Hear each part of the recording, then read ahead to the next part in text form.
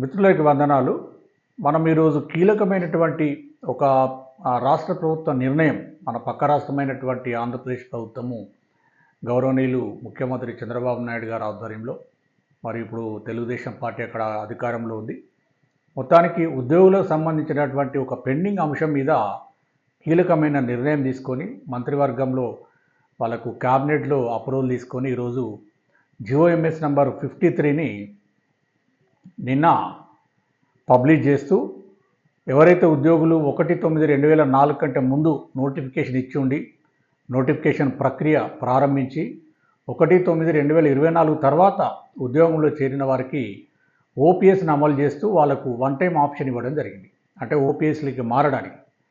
ఎందుకంటే మనకు తెలిసిన విషయమే, మనకు ఉమ్మడి రాష్ట్రంలో ఇటు ఆంధ్రప్రదేశ్ కానీ తెలంగాణ కానీ ఉమ్మడి రాష్ట్రంలో 1/9/2004 నుండి ఎవరైతే ప్రభుత్వ ఉద్యోగాలలో చేరుతున్నారో వాళ్ళందరికీ కూడా ఓల్డ్ పెన్షన్ స్కీమ్ తీసివేసి ఆ స్థానంలో కాంట్రిబ్యూటరీ పెన్షన్ స్కీమ్ అని చెప్పేసి ఉద్యోగుల యొక్క మూల వేతనము డిఏ మీద 10%, అదేవిధంగా ఒక 10% ప్రభుత్వం ఇస్తూ దానికి సెపరేట్గా ఫండ్ను సెపరేట్గా ఒక అకౌంట్ను ఏర్పాటు చేసి ఆ ఉద్యోగులకు, ఎందుకంటే ఇక పెన్షన్ లేదు, అంటే జీపీఎఫ్ కానీ పెన్షన్ కానీ లేదు. 1/9/2004 తర్వాత ఎవరైతే ఉద్యోగాలలో చేరిందో వాళ్ళందరికీ ఆ స్కీమ్ వర్తించే విధంగా అమలు చేస్తుంది. కానీ ఇక్కడ కీలకమైన అంశం ఏంటంటే కేంద్ర ప్రభుత్వము అక్కడ కూడా ఓల్డ్ పెన్షన్ స్కీమ్ నుంచి new pension scheme, NPS national pension scheme అని చెప్పేసి ఒక స్కీమ్ని తీసుకురావడం జరిగింది. అది కూడా అక్కడ కూడా ఓల్డ్ పెన్షన్ స్కీమ్ని ఎత్తివేయడం జరిగింది. అక్కడ ఎప్పుడు ఎత్తివేశారంటే 1/1/2004 నుండి ఎవరైతే జనవరి 1, 2004 నుండి కేంద్ర ప్రభుత్వ సర్వీసులలో ఉద్యోగాలలో చేరుతున్నారో వాళ్లకు ఓల్డ్ పెన్షన్ స్కీమ్ని రద్దు చేసి నేషనల్ పెన్షన్ స్కీమ్ని ఎన్పిఎస్ని అమలు చేస్తూ ఉంది కేంద్ర ప్రభుత్వం. సరే, ఏది ఏమైనా అక్కడ కేంద్ర ప్రభుత్వంలో ఉన్నటువంటి యూనియన్స్ కానీ అసోసియేషన్స్ పెద్ద ఎత్తున ఆ ప్రభుత్వాన్ని, కేంద్ర ప్రభుత్వాన్ని డిమాండ్ చేసి ఒక మొదటి విజయాన్ని సాధించడం జరిగింది. ఏ విజయం అంటే అది 2020లో ఒక సర్క్యులర్ జారీ చేసింది కేంద్ర ప్రభుత్వం. ఒక సర్క్యులర్ ఏం చేసిందంటే 31/12/2003 లోపు ఎవరైతే నోటిఫికేషన్ ఇచ్చి రిటర్న్ టెస్ట్ అయిపోయి ఇంటర్వ్యూలు అయిపోయి అపాయింట్మెంట్ ఆర్డర్స్ ఇవ్వలేదు, అంటే వెయిటింగ్ ఫర్ అపాయింట్మెంట్ ఆర్డర్స్ 31/12/2003 నాటికి ఎవరైతే పెండింగ్ ఉందో, అంటే సెలక్షన్ ప్రాసెస్ అంతా అయిపోయింది. 31/12/2003 తర్వాత, అంటే జనవరి 1, 2004 తర్వాత అపాయింట్మెంట్ ఆర్డర్స్ ఇవ్వడం వల్ల ఆ ఉద్యోగుల యొక్క జాయినింగ్ డేట్ మారిపోయింది. జాయినింగ్ డేట్ మారడం అనేది వాళ్ళ యొక్క తప్పిదం కాదు, వాళ్ళ యొక్క అలసత్వం కాదు, అది ప్రభుత్వం యొక్క అడ్మినిస్ట్రేటివ్ డిలే. కాబట్టి వారికి ఎవరైతే 31/12/2003 నాటికే సెలక్షన్ ఎంపిక ప్రక్రియ మొత్తం ముగిసిందో వాళ్లకు వన్ టైం ఆప్షన్, అంటే ఓల్డ్ పెన్షన్ స్కీమ్ని ఎంపిక చేసుకోవడం కోసము వన్ టైం ఆప్షన్ ఇవ్వాలని చెప్పేసి పెద్ద ఎత్తున ఉద్యోగులు ఆందోళన చేసినాయి. దానికి కేంద్ర ప్రభుత్వం సమ్మతించి 2020లో ఒక సర్క్యులర్ ఇస్తూ వాళ్ళకి వన్ టైం ఆప్షన్ ఇవ్వడం జరిగింది. ఎవరైతే 31/12/2003 లోపే ఎంపిక సెలక్షన్ ప్రాసెస్ అంతా అయిపోయి వాళ్ళ యొక్క అపాయింట్మెంట్ ఆర్డర్ డిలే వల్ల జాయిన్ అయినారో వాళ్ళందరూ కూడా ఓపీఎస్, ఓల్డ్ పెన్షన్ స్కీము పొందడం జరిగింది.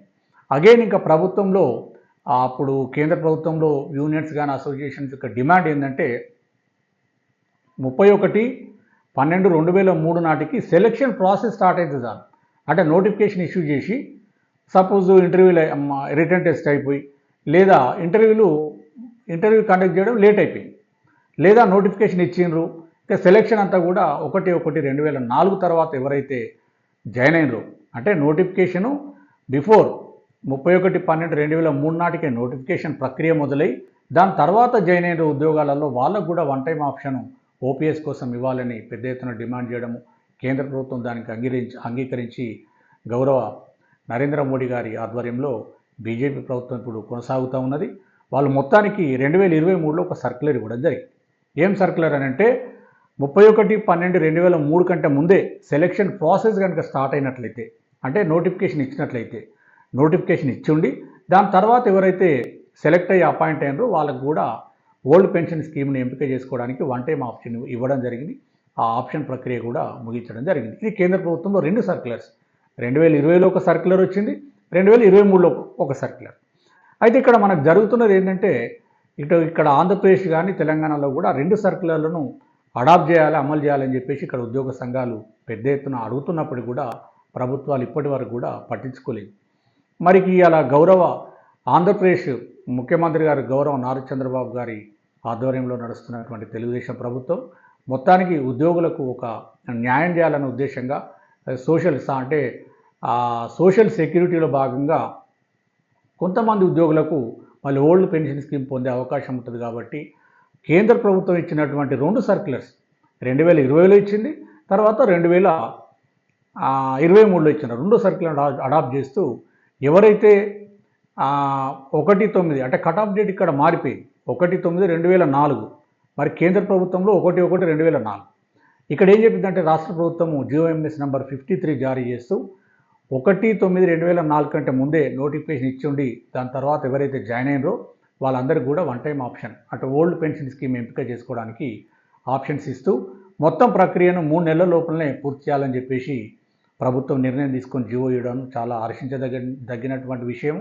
ప్రధానంగా ఇక్కడ మెజారిటీ ఎంప్లాయీస్ ఎవరైతే టీచర్స్ డిఎస్సి 2003 డిఎస్సి ఒక మెగా డిఎస్సి అంటే నాకు తెలిసినంత వరకు అంటే మొత్తం కరెక్ట్ ఫిగర్ లేదు, దాదాపుగా ఏపీలో మొత్తం ఉమ్మడి రాష్ట్రంలో 13,000 పోస్టులకు ఆ రోజు నోటిఫికేషన్ ఇచ్చి భర్తీ చేసినట్లుగా నాకు కొంత ప్రాథమిక సమాచారం ఉంది. దాన్ని బట్టి చూసినట్లయితే దాదాపు ఇప్పుడు ఒక 10,000 మందికి పైగా అంటే కానిస్టేబుల్స్ కానీ టీచర్స్ కానీ ఇతరత్ర డిపార్ట్మెంట్లలో జరిగినటువంటి నియామకాలు ఇవాళ ఆంధ్రప్రదేశ్ లోపల లబ్ధి పొందే అవకాశం ఉంది, ఓల్డ్ పెన్షన్ స్కీమ్ పొందే అవకాశం ఉంది. చాలా సంతోషం. మరి మన తెలంగాణ రాష్ట్రంలో ఏం జరుగుతుందో కూడా గతంలో ఒక వీడియో చేసిన, ఇప్పుడు నేను కొంత మళ్ళీ ఒకసారి దాన్ని చెప్పే ప్రయత్నం చేస్తా. ఇక్కడ తెలంగాణ రాష్ట్రంలో ఈ మన డిస్ట్రిక్ట్ కోర్ట్స్ అంటే జిల్లా కోర్టులలో పనిచేస్తున్న ఉద్యోగులు 2020లో వాళ్ళు ఒక రిట్ పిటిషన్ 2023లో ఒక రిట్ పిటిషన్ వేసుకోవడం జరిగింది. ఆ రిట్ పిటిషన్ ఏంటంటే గవర్నమెంట్ ఇచ్చినటువంటి 2 సర్క్యులర్స్ 2020లో ఇచ్చింది, 2023లో ఇచ్చింది, అవి రాష్ట్ర ప్రభుత్వం తెలంగాణ ప్రభుత్వం అడాప్ట్ చేసుకొని వాళ్ళకి ఓల్డ్ పెన్షన్ స్కీమ్ ఆప్షన్ ఇవ్వాలని చెప్పేసి వాళ్ళు గౌరవ హైకోర్టు లో రిట్ పిటిషన్ వేసుకోవడం జరిగింది. గత సంవత్సరం మార్చిలో గౌరవ Telangana high court division bench justice Sam Koshy వారి బెంచ్ వాళ్ళు ఏం చేసిన ఒక జడ్జిమెంట్, హిస్టారికల్ జడ్జిమెంట్ ఇవ్వడం జరిగింది. ఏం జడ్జిమెంట్ అంటే ఉద్యోగుల యొక్క సంక్షేమము సామాజిక భద్రతను దృష్టిలో పెట్టుకొని కేంద్ర ప్రభుత్వం ఇచ్చినటువంటి 2 సర్క్యులర్స్ని తెలంగాణ రాష్ట్ర ప్రభుత్వం అడాప్ట్ చేసి ఆ డిస్ట్రిక్ట్ కోర్ట్ ఎంప్లాయీస్కి ఆప్షన్ ఇచ్చి ఓపీఎస్ ఇవ్వాలని చెప్పేసి ఆర్డర్ ఇవ్వడం జరిగింది. వాళ్ళది ఏంటంటే ఇష్యూ 1/9/2004 కంటే ముందే నోటిఫికేషన్ ఇచ్చారు, వాళ్ళ రిటర్న్ టెస్ట్ అయిపోయింది. 1/9/2004 తర్వాత వాళ్ళకు టైప్ రైటింగ్ టెస్టు, ఇంటర్వ్యూలు ఇలా జరిగడం వల్ల 2025లో వాళ్ళకు అపాయింట్మెంట్ డేట్ మారింది, అంటే జాయినింగ్ డేట్ మారడం వల్ల వాళ్ళకు ఓపీఎస్ కోల్పోయి సిపిఎస్కి రావడం జరిగింది. కానీ గౌరవ తెలంగాణ హైకోర్టు డివిజన్ బెంచ్ చాలా స్పష్టమైనటువంటి ఆదేశాలు మొత్తం అంటే కేంద్ర ప్రభుత్వంలో ఉన్నటువంటి 2 సర్క్యులర్స్ని అడాప్ట్ చేస్తూ వాళ్ళకు ఓపీఎస్ ఆప్షన్ ఇవ్వాలని చెప్పేసి ఇచ్చినప్పటికీ ఈ నేటికి రాష్ట్ర ప్రభుత్వం ఒక నిర్ణయం తీసుకోలేదు. దాని తర్వాత సిమిలర్ ఆర్డర్ డిఎస్సి 2003 తెలంగాణ జిల్లాలలో ఎవరైతే సెలెక్ట్ అయ్యి జాయిన్ అయ్యారో వాళ్ళకు కూడా అనుకూలంగా రావడం జరిగింది. అదేవిధంగా కానిస్టేబుల్స్ కూడా ఒక బ్యాచ్కి అనుకూలంగా తీర్పు రావడం జరిగింది. ఎవరైతే 1/9/2004 కంటే ముందే నోటిఫికేషన్ ఇచ్చిండి దాని తర్వాత నియమించబడినటువంటి ఉద్యోగులందరికీ కూడా ఓపీఎస్ పొందే అవకాశాన్ని గౌరవ తెలంగాణ హైకోర్టు కల్పించింది. కానీ మనకు తెలంగాణ రాష్ట్ర ప్రభుత్వం మాత్రం దాని మీద నిర్ణయం తీసుకోలేని పరిస్థితిలో ఉంది. అంటే నిజంగా తెలంగాణ రాష్ట్రములో ఉద్యోగులు కానీ నిరుద్యోగులు కానీ యువత కానీ కులాలకు అతీతంగా మతాలకు అతీతంగా రోడ్ల మీదకి వచ్చి నీళ్లు నియామకాలు నిధులు ఈ పేరు మీద మనం పెద్ద ఎత్తున ఉద్యమం చేసుకుని తెలంగాణ రాష్ట్రం సాధించుకుంటే ఈరోజు మనకు గౌరవ హైకోర్టు ఇచ్చిన ఉత్తర్వులను కూడా పరిగణలోకి తీసుకోకుండా గౌరవించకుండా అమలు చేసే పరిస్థితులు ఇవాళ తెలంగాణ రాష్ట్ర ప్రభుత్వం లేదంటే ఒక్కసారి ఇక్కడ ఉన్నటువంటి ఉద్యోగులు కానీ పెద్ద అసంతృప్తితో ఉన్నారనేది చాలా మనకు స్పష్టమవుతుంది. ఎందుకంటే ఇప్పుడు ఆంధ్రప్రదేశ్లో ఎలాంటి కోర్టు కేసులు లేవు, ప్రభుత్వంని అక్కడ ఉద్యోగ సంఘాలు అడగడమే తర్వాయి. ఇప్పుడు తెలుగుదేశం పార్టీ అధికారంలోకి రాగానే దాని మీద ఇప్పుడు నిర్ణయం తీసుకొని జీవోని ఇచ్చేసి అమలు చేస్తున్నారు. మరి తెలంగాణ రాష్ట్రంలో గౌరవ హైకోర్టు ఇచ్చిన ఉత్తర్వులను కూడా పక్కన పెట్టి ఈరోజు జిల్లా అంటే డిస్ట్రిక్ట్ కోర్ట్ ఎంప్లాయీస్కి వచ్చినటువంటి డివిజన్ బెంచ్ ఉత్తర్వుల మీద మన తెలంగాణ ప్రభుత్వము ఎస్ఎల్పి వేసుకున్నది. అది మేము కేంద్ర ప్రభుత్వం ఇచ్చినటువంటి ఉత్తర్వులను ఆ 2 సర్క్యులర్స్ని మేము అడాప్ట్ చేసుకోము, మేము వీళ్ళకు ఓపీఎస్ని అమలు చేయమని చెప్పేసి ఇవాళ తెలంగాణ ప్రభుత్వం ఎస్ఎల్పి వేసుకున్నది. ఇక్కడ కేసు ఇప్పుడు ప్రస్తుతం నడుస్తూ ఉన్నది. ఈ నెల 27కి ఆ కేసు లిస్ట్ అవుతున్నట్లుగా మనకు కొంత సమాచారం ఉంది. అయితే ఇక్కడ జిల్లా కోర్టు ఎంప్లాయీస్ ఏం చేశారంటే 2025లో మార్చిలో వాళ్ళకు జడ్జిమెంట్ రావడం జరిగింది. నెక్స్ట్ ఈ సంవత్సరము మార్చిలోనే ప్రభుత్వము అమలు చేస్తలేదు కాబట్టి కంటెంప్ట్ వేయడం జరిగింది. ఆ కంటెంప్ట్స్ ఏంటంటే ఈ జూన్ 10 లోపు అమలు చేయాలి, లేదంటే చీఫ్ సెక్రటరీ లేకపోతే ఫైనాన్స్ సెక్రటరీ వాళ్ళని సంబంధించినటువంటి అధికారులను కోర్టు ముందు హాజరు కావాలని చెప్పేసి గౌరవ తెలంగాణ హైకోర్టు ఉత్తర్వులు ఇవ్వడం జరిగింది. దాని మీద వెంటనే రాష్ట్ర ప్రభుత్వం అమలు చేయకుండా ఇప్పుడు సుప్రీంకోర్టులో ఎస్ఎల్పి దాఖలు చేసి మేము వీటిని అమలు చేయలేమని చెప్పేసి ప్రభుత్వం చెప్పే ప్రయత్నం చేస్తాము. కొంత చాలా విచారించాల్సినటువంటి విషయము. ఎందుకంటే ఇవాళ ఇప్పుడు మనం గతంలో చూసినాము, తెలంగాణ రాష్ట్రం ఏర్పడిన తర్వాత తెలంగాణ మూమెంటు ఆ కసి అంతా కూడా బీఆర్ఎస్ ప్రభుత్వం అధికారులు తీసుకొని రావడము, బీఆర్ఎస్ ప్రభుత్వం చేసినటువంటి ఏ విధంగా పరిపాలన ఉన్నదో మనం చూసినాము. ఎందుకంటే మనం ప్రభుత్వ ఉద్యోగిగా ప్రభుత్వాలను డైరెక్ట్గా విమర్శించడం అనేది విమర్శించకపోవడం మంచిది. ఆ ఉద్దేశంగా అంటే విమర్శ అనేది మనకు ఉద్యోగుల యొక్క హక్కు గురించి సంబంధించి ఖచ్చితంగా మాట్లాడాల్సిందిగా. మరి తెలంగాణ ప్రభుత్వంలో మాకున్న సమాచారం ఏంటంటే ఉద్యోగులలో కూడా పెద్ద చర్చ, నిరుద్యోగులలో కూడా పెద్ద చర్చ ఏంటంటే కావాలని కొంతమంది అధికారులు గౌరవ ముఖ్యమంత్రి గారిని కానీ లేకపోతే మంత్రివర్గాన్ని తప్పుదో పట్టిస్తున్నారు అని కొంత చర్చ మాత్రం ఉద్యోగులలో జరుగుతూ ఉన్నది.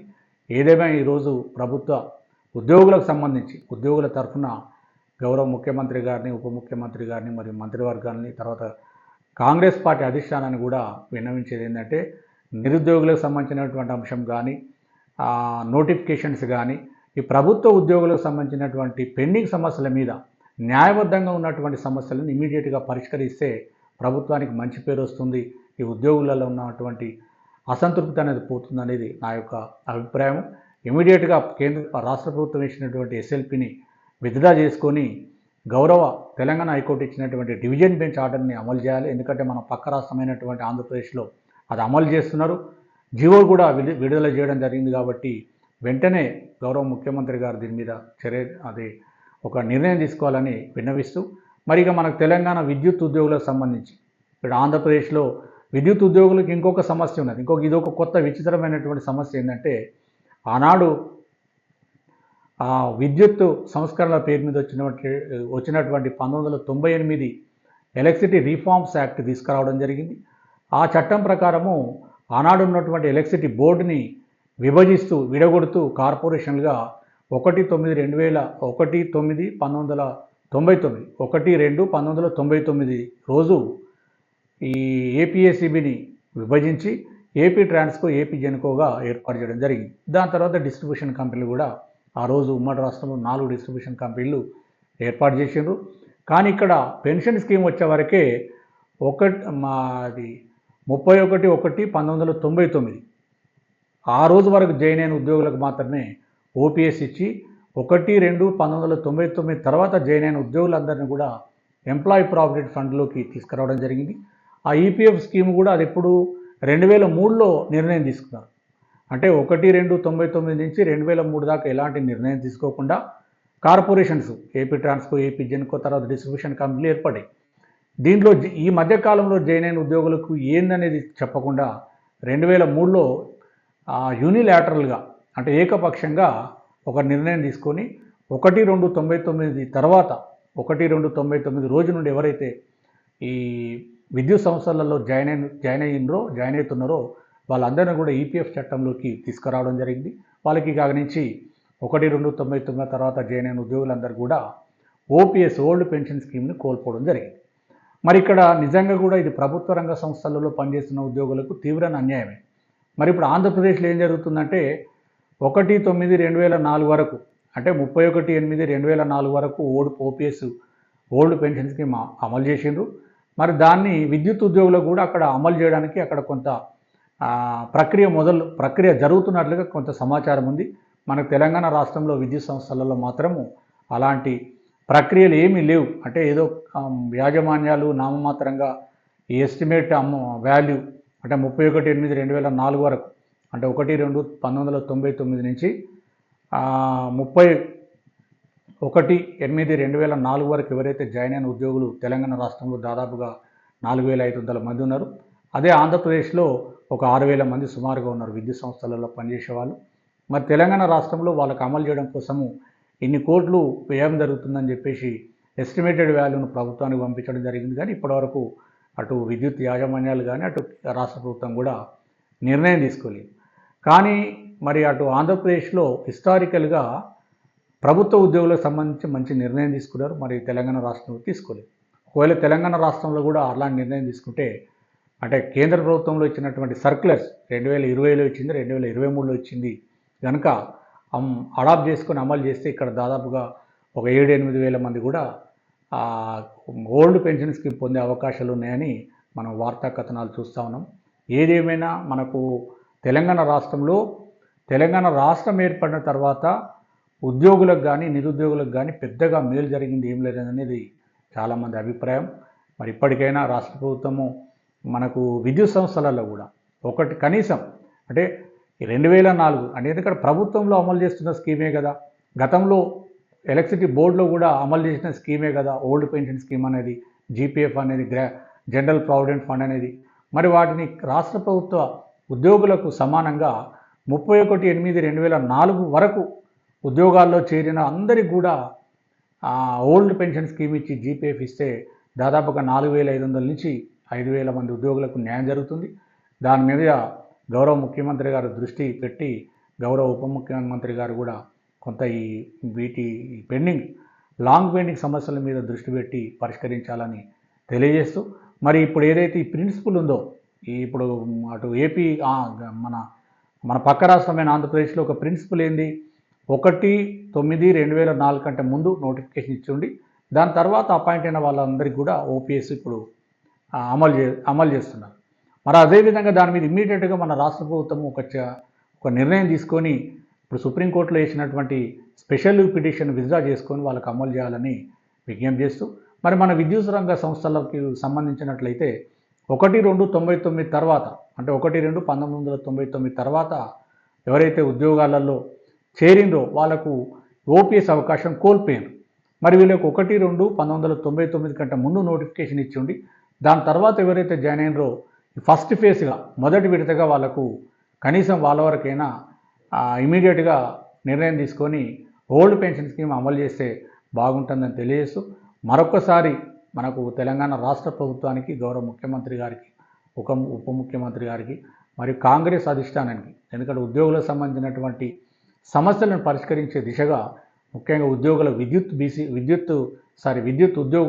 సంస్థలలో పనిచేస్తున్నటువంటి ఉద్యోగులందరికీ కూడా 1/2/1999 నుండి 31/8/2004 వరకు ఎవరైతే జాయిన్ అయ్యారో కనీసం వాళ్లకు ఈ పాత పెన్షన్ స్కీమ్ని ఓల్డ్ పెన్షన్ స్కీమ్ అమలు చేయాలని తెలియజేస్తూ చేయాలని కోరుకుంటూ ముగిస్తున్నాను. Thank you.